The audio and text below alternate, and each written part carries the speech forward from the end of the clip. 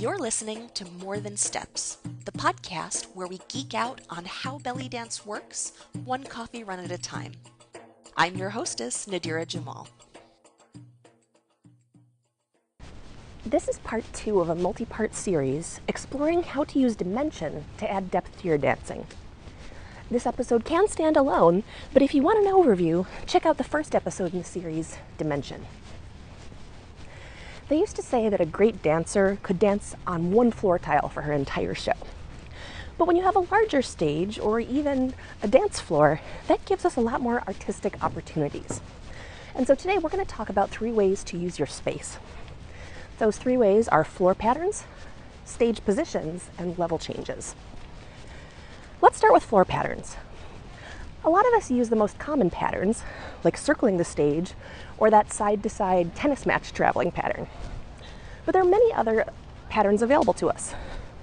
There's traveling forward and back, in a V shape, tracing a figure 8 on the stage, zigzags, and serpentine lines, as well as many others. Now, traveling patterns can just be used to give us simple variety. We can just make our dancing different by adding a traveling pattern. But it goes deeper than that. Like our body language, our traveling patterns can create different psychological effects on the audience. That's because they cause us to advance and retreat from the audience, and to face them or to turn away. Now, this is a really rich topic, but that's more than I can cover here.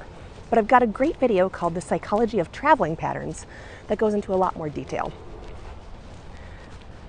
Our second strategy is to use stage positions. Different positions on the stage can communicate different things to your audience. Now, center stage, the absolute front and back and side-to-side center, is the strongest and the most balanced position. If you move downstage toward the audience, that gets a lot more up close and personal. And because you're closer, and because your whole body can't fit into their field of vision, that affects what the audience can see.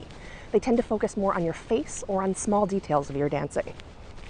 This can create a very friendly effect because you're visiting, or it can seem aggressive or even needy. If you move upstage away from the audience, then you create a less personal effect. The audience is able to see your whole body in one view, and so that can make your body line and the shapes that you're creating more noticeable than your personality.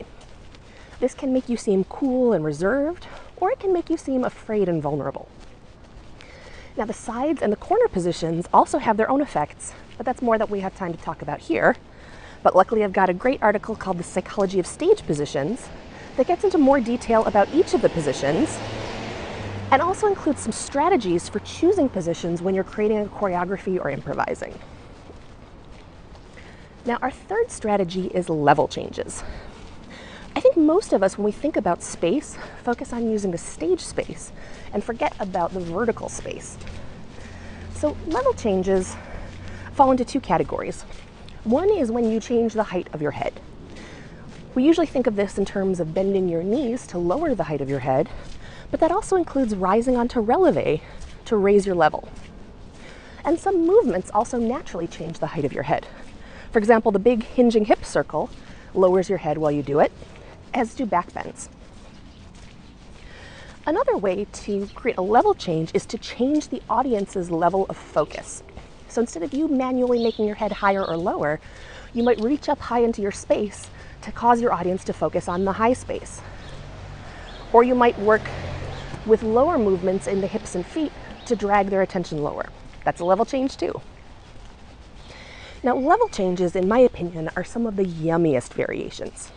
They're a great way to get a lot of mileage out of a single movement or a combination. Just by playing with levels, you can kill a ton of time and still be entrancing. But another nice thing is that level changes are a great way for us to represent the rising and falling of the music, whether that's the actual notes and tones going up and down, or the energy building or releasing, swelling and subsiding. Plus, level changes are a great option for using space when you don't have a lot of room to travel. But the trick is to be prepared. Some moves are much easier to incorporate level changes into than others. But the thing is, even small level changes are interesting, so don't feel like every one has to be huge. So how do you apply these 3 strategies to your dancing? Well, I like to start by brainstorming variations. So list out or sketch as many space variations as you can think of. Different traveling patterns, different stage positions, different ways to change your level, etc. Then test out your vocabulary. Find out what steps you can travel with comfortably. What moves read the best when you're up close and personal or more removed from the audience in your stage position. What moves can you comfortably do with level changes? And then once you have a sense of what vocabulary is practical, just explore. Play around with as many different combinations and variations and moves as you can. You can watch yourself in the mirror, but it's better to do that on video if you can. That gives you a better sense of what the audience's view is of these variations. And as you watch, notice how you respond to each of them and how that compares to the psychological effects that I've outlined for you here and in the resources I mentioned. You might have a different response, and that's great. You're an artist, and your personal taste is what matters. And for extra credit, start watching how other dancers use these ideas to use their space in different ways. Now, I've mentioned a couple resources so far, and these are all included in the Dimension Library. That's a free collection of 10 different articles, videos, and audios to help you make the most out of different dimensional principles. You can get that for free at bellydancegeek.com/dimension-library. And if you like what you're hearing, please leave us a review on iTunes. That helps us out a lot, and it helps other listeners find the show. Thanks for listening. For more geektacular resources, visit bellydancegeek.com.